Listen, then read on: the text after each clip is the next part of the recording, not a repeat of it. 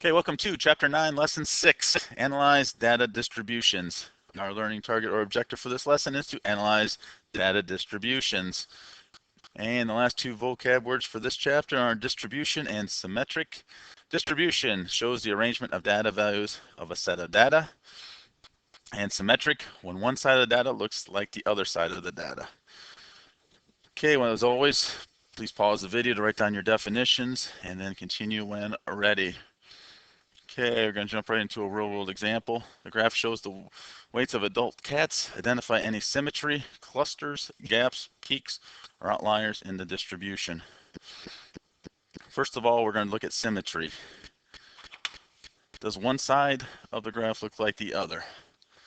So first of all, if you cut the graph in half, right about at 10, does one side look like the other? And I would have to say no. So first of all, I believe the graph is non-symmetric.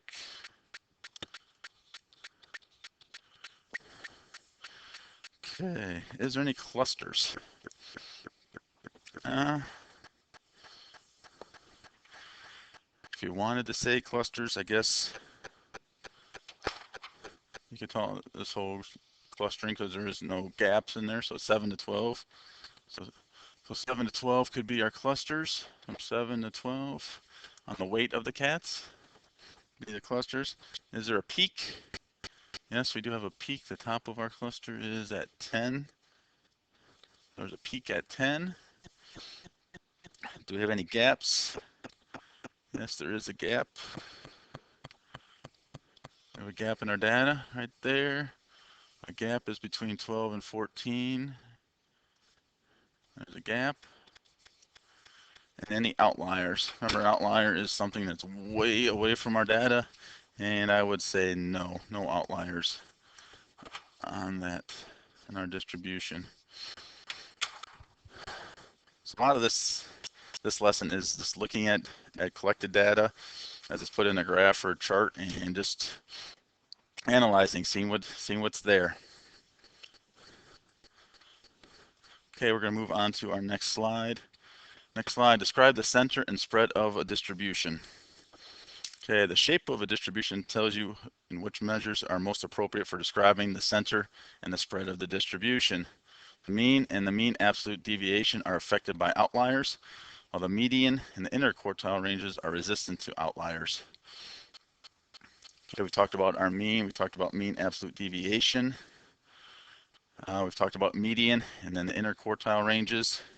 We discussed those as well, or interquartiles, on our box and whiskers plots. And resistant to outliers. Outliers are away from our data. Okay, use the following graphic organizer to decide which measures of center and spread are most appropriate to describe a data distribution. Okay, so you're going to maybe want to make sure this is out when you're doing your in-class work. You're going to use this graphic organizer to assess what you need to find on the data to best analyze it. So first you're going to look at, is the data distribution symmetric? Is it even or not on both sides? Okay, if it's not even, you're going to use the median to describe the center, and then you're going to find the interquartile ranges to describe the spread. So you'd have to find the box and whiskers once again. So you might want to pull out your notes on from that lesson if you don't remember how to find the interquartile ranges. Or is the distribution symmetric? If it is symmetric, you use the mean to describe the center, and then the mean absolute deviation to describe the spread. So you might want to pull out that lesson to understand the mean absolute deviation. Once again, it's bringing it back into play. Math always does that, it brings stuff from your past back. So that's why you have to always understand math before trying to move on. Okay, let's look at an example. Mr. Watkins' class charted the high temperatures in various cities. The results are shown in the line plot. Describe the center and spread of the distribution. Justify your response in the shape of distribution. Okay, so you're going to look at your graphic organizer. First, is this distribution symmetric? I would say not. As you see, there's some high temperatures, but there's not really too many low temperatures, so it's not symmetric. So it's not symmetric. We use the median to describe the center, and then interquartile range to describe the spread. Okay, so we have to find the median. So again, you can take off without even writing down numbers. As you can see, we can just mark off our x's.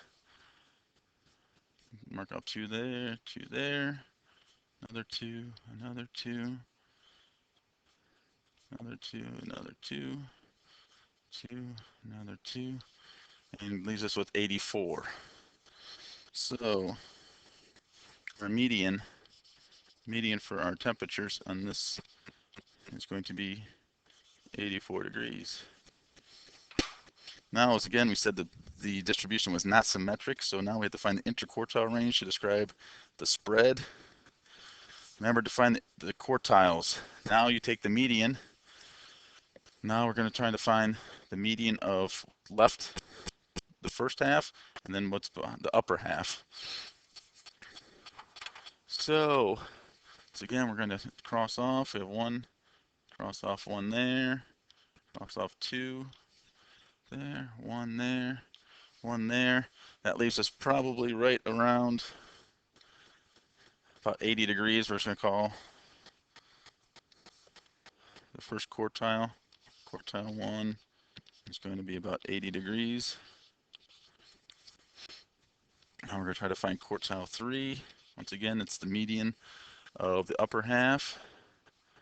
So we're going to take 1, 1, 1, 1, and that leaves us right there, right around about 96 degrees. The quartile 3 starts us at about 96 degrees.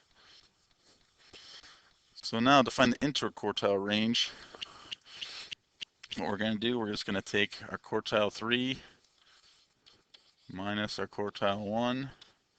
So we're going to take 96 minus 80, and that gets us 16 degrees. So the spread of the data from 84 is 16 degrees about either way. So it goes up to an average. Most of our information is going to come up within 100 degrees, or subtract 74, 68, or 68 degrees. So the spread of data around the center is about 16 degrees.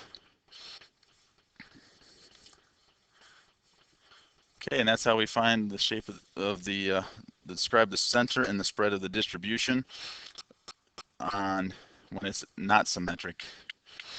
Okay, in class we'll take a look at the other way as well, but if you have any questions, please write them down or review the video.